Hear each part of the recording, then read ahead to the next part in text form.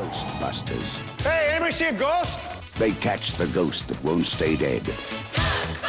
So every now and then on the podcast, we like to take a look at what some people consider to be a classic film and try and figure out why it's a classic and if it's deserving of that status. So I chose Ghostbusters from 1984 because I'd actually never seen it before, but it's so embedded in pop culture and in the zeitgeist that I thought, oh, this is one that I really do have to take a look at. So Josh, tell us a bit about the critical reception. At the time of recording on IMDb, it gets 7.8 out of 10. The audience give it 88% on Rotten Tomatoes, and the critics give it a whopping 95% on Rotten Tomatoes, which averages out at 87 or 8.7 out of 10. So pretty high scores then. So I had seen it before, but you hadn't. So what did you like about it?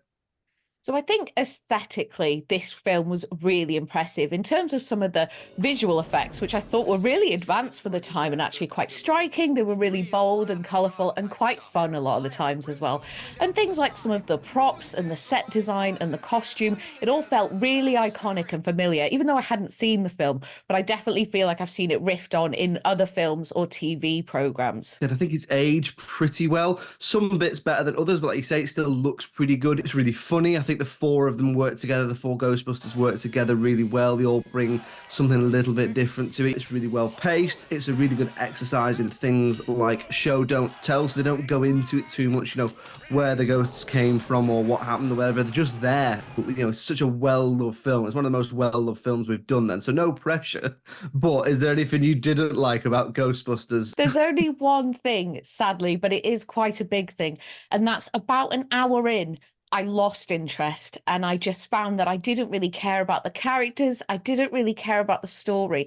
I don't think there was enough going on in there to really hold my attention and to keep me engaged or to have me really invested in the story. And I think, like we said on the episode, and you gave a really good assessment of this, you sort of had to watch it at the time, I think, or at least be in a certain age bracket to really get the full effect of the film. I reckon if I'd have seen this for the first time when I was, say, 13 or 14 years old, I would have absolutely loved it. So I sort of came away from it thinking, what is the big deal?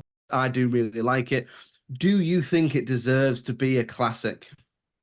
I can certainly see why people love this film, but I just do not feel the same way. I think it's undoubtedly a classic in the way that the iconography from it, some of the characters, the song, some of the quotes have really reverberated through the decades and are still prominent today in pop culture. So in that regard, I don't think you can dispute it. But for me, it just didn't quite strike that chord with me. So I would say I'm unsure as to whether I really think this should be a classic.